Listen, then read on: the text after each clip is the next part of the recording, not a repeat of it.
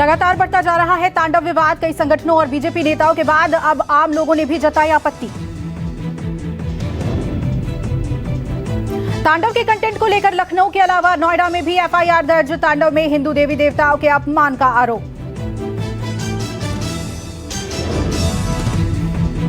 लखनऊ में दर्ज एफआईआर को लेकर पुलिस की एक टीम मुंबई पहुंचने वाली है। कल हजरतगंज में एक पुलिस इंस्पेक्टर ने केस दर्ज करवाया है।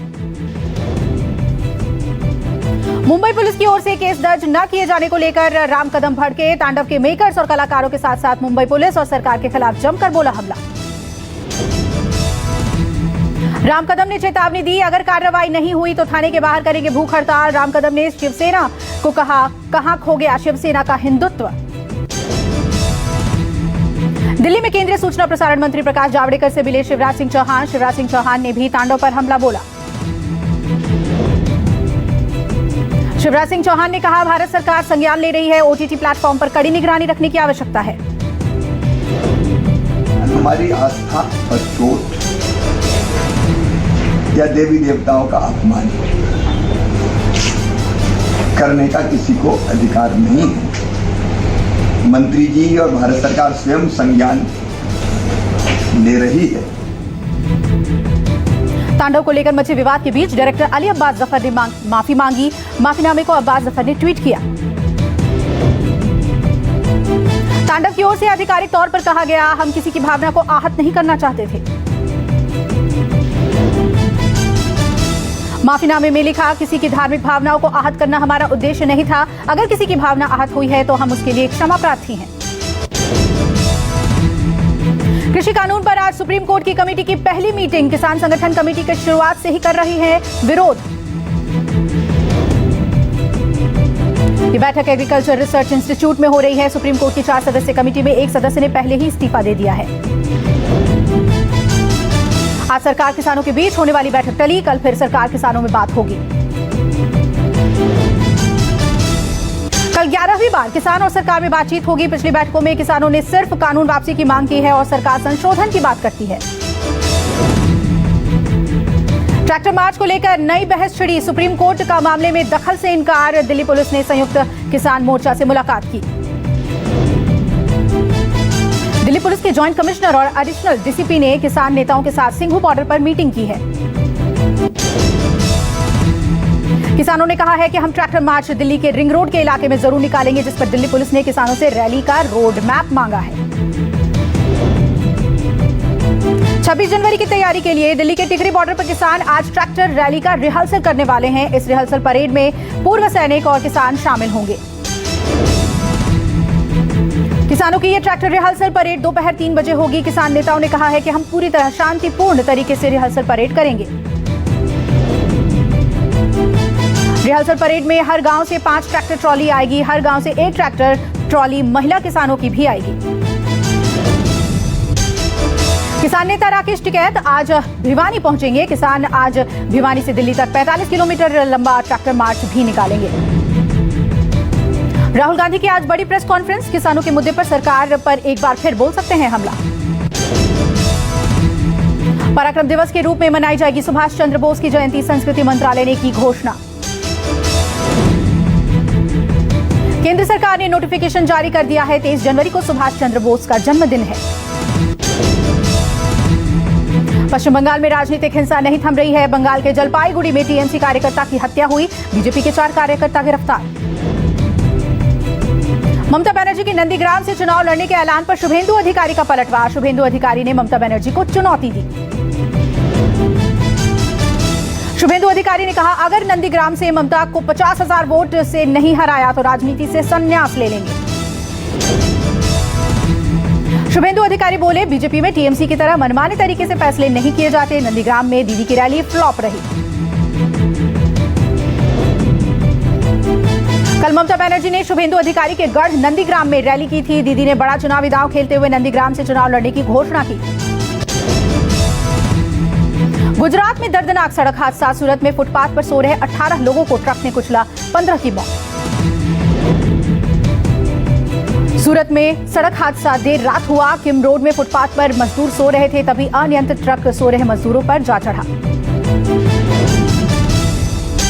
हादसे के बाद चीख पुकार मच गई। घायलों को अस्पताल में भर्ती कराया गया। 15 मृतकों में बच्चे, महिलाएं भी शामिल हैं। पीएम मोदी ने हादसे पर दुख जताया। प्रधानमंत्री ने मृतकों के परिवार को 2 लाख रुपए का मुआवजा और घायलों के लिए 50,000 रुपए देने का ऐलान किया है। सभी मजदूर राजस्थान के बांसवाड़ा के रहने वाले थे। मुख्यमंत्री अशोक गहलोत ने भी हादसे पर दुख जताया है। भारत में 7 महीने में पहली बार कोरोना के एक्टिव केस में बड़ी गिरावट। एक्टिव केस 2 लाख से नीचे आया। देश में कोरोना से लगातार राहत है। अब एक्टिव मरीजों की संख्या 1,97,000 पहुंची। देश में कोरोना के केस घटे। 16 जून के बाद पहली बार 24 घंटे में दर्ज किए गए सिर्फ 10,000 नए केस। एक दिन में 137 लोगों को कोरोना के चलते उनकी मौत हुई। एक दिन में करीब 7 लाख लोगों को कोरोना टेस्ट कराया गया। दिल्ली में कम हो रहा है कोरोना का संक्रमण। पिछले 24 घंटे में कोविड-19 के 161 नए मामले सामने आए। दिल्ली में कोरोना से ठीक होकर 362 लोग डिस्चार्ज हुए। 8 लोगों की हुई मौत। बिहार के दरभंगा में बेखौफ बदमाशों ने सरेआम एक पेट्रोल पंप पर फायरिंग करके लूटपाट की घटना को अंजाम दिया है। सीसीटीवी में कैद हुई लूटपाट की तस्वीरें। 2 बाइक सवार बदमाशों ने लूटपाट की और फरार हो गए।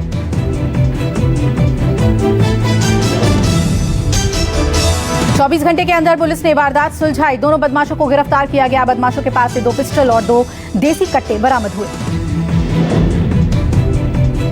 बिहार में हुए हाई प्रोफाइल रुपेश हत्याकांड में पुलिस के हाथ अब तक खाली हैं। हत्याकांड की जांच में जुटी एसआईटी ने पीएचईडी और जल संसाधन विभाग के अधिकारियों से पूछताछ की है।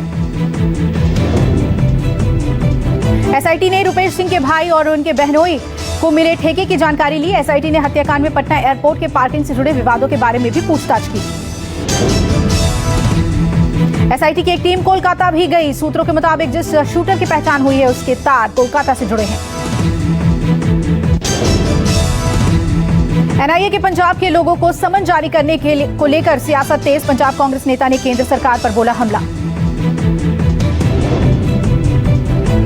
अकाली दल ने भी नोटिस को लेकर कड़ा रुख अख्तियार किया है। एनआईए ने 100 से ज्यादा लोगों को नोटिस किया। पंजाब सरकार में मंत्री सुखजिंदर सिंह रंधावा का आरोप, केंद्र सरकार लोकतंत्र के ढांचे को तोड़ रही है। रंधावा ने कहा, इन्वेस्टिगेशन एजेंसी के जरिए आंदोलन को कुचलने की कोशिश। अकाली दल ने कहा, पंजाब से बाहर भी विदेशों में लोग बैठे हैं। अगर वो सहायता कर रहे हैं तो इसमें गलत क्या है। केंद्रीय संयुक्त सचिव लव अग्रवाल के भाई की संदिग्ध हालत में मौत। अंकुर अग्रवाल का शव सहारनपुर के पिलखनी में बरामद। सूत्रों की माने तो शुरुआती जांच में पुलिस इसे आत्महत्या का मामला मान रही है। अंकुर के शव के पास से उनकी लाइसेंसी पिस्टल भी बरामद। अंकुर अग्रवाल जाने माने सीए केजे अग्रवाल के बेटे थे। उनके भाई लव अग्रवाल केंद्रीय संयुक्त सचिव हैं। गुजरात के कच्छ में 2 गुटों में झड़प, एक की मौत, कई लोग घायल। गांव में तनाव को देखते हुए भारी पुलिस बल तैनात। इस मामले में 10 से ज्यादा लोगों पर मामला दर्ज हुआ। राम मंदिर के एक धन एकत्रित करने के दौरान हुई घटना।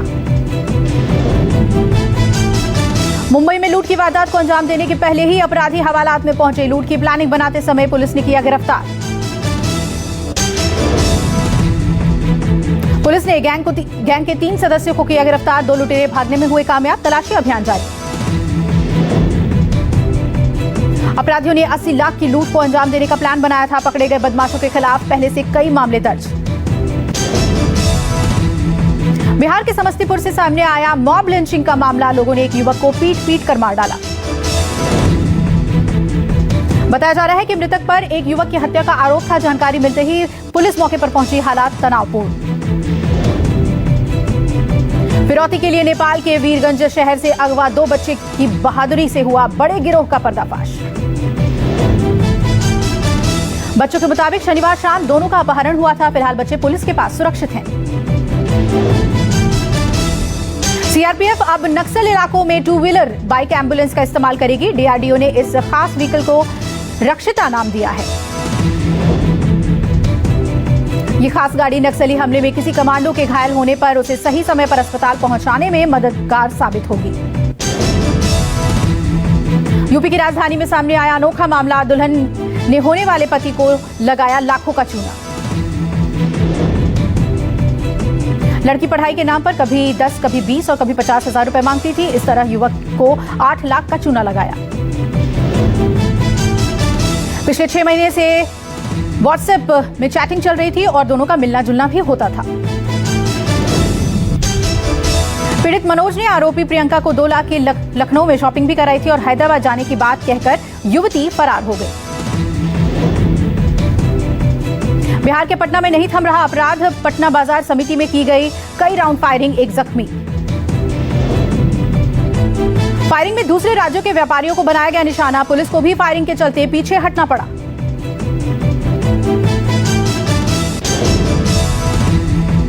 दिल्ली मेट्रो स्टेशन पर लड़खड़ाकर गिरा यात्री। सीआईएसएफ कांस्टेबल ने सूझबूझ से बचाई यात्री की जान। बताया जा रहा है कि डाबरी मोड़ मेट्रो स्टेशन पर एक यात्री की सांस चली जाने से मौके पर खड़े सीआईएसएफ जवान के सीपीआर देकर बचाई जान। गाजियाबाद के मोदी नगर में धू-धू कर जल उठी कार। निवाड़ी थाना इलाके में पतला रोड पर हुई ये घटना। कार सवार ने गाड़ी से कूदकर अपनी जान बचाई। शॉर्ट सर्किट बताई जा रही है आग की वजह। सैमसंग के latest launch budget smartphone Galaxy M02s की पहली सेल आज, कीमत 9,000 से भी कम। ओप्पो ने भारत में अपना नया smartphone Oppo Reno 5 Pro 5G launch किया। फोन की शुरुआती कीमत 35,999 रुपए। Amazon great Republic Day sale आज से शुरू। पा सकते हैं 70% तक का डिस्काउंट। दमदार बैटरी के साथ जल्द लॉन्च होगा Samsung Galaxy M62। FCC certification पर हुआ लिस्ट। सैमसंग ने ग्राहकों को दिया झटका। अब नए स्मार्टफोन्स के साथ नहीं मिलेगा चार्जर। पेट्रोल डीजल की कीमतों में बढ़ोतरी। दिल्ली में पेट्रोल 85 रुपए के पार। मुंबई में पेट्रोल 92 रुपए के करीब पहुंचा। डीजल करीब ₹1.50 तक हुआ महंगा। सोने चांदी की कीमतों में भी हुई बढ़ोतरी। सोने के भाव में 117 रुपए प्रति 10 ग्राम की बढ़ोतरी। चांदी 541 रुपए प्रति किलोग्राम हुआ महंगा।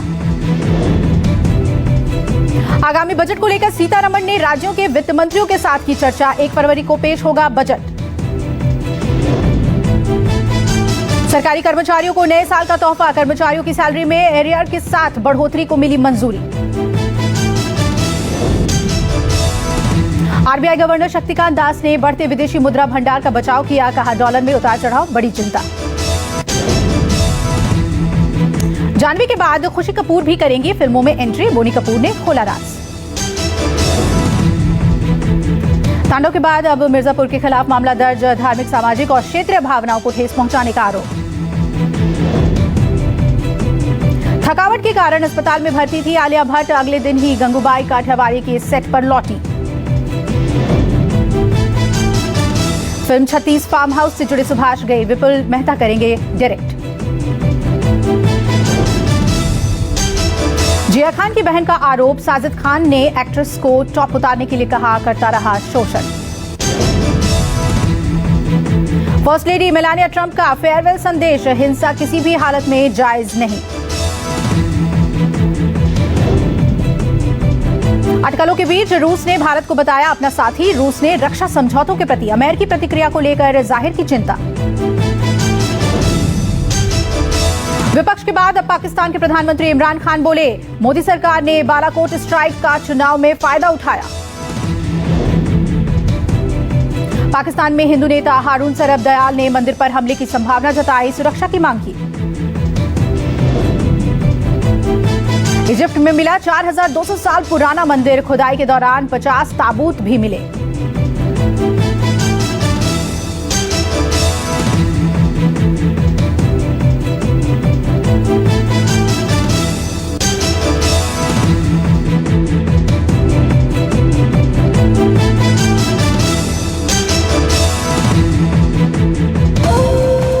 Presented by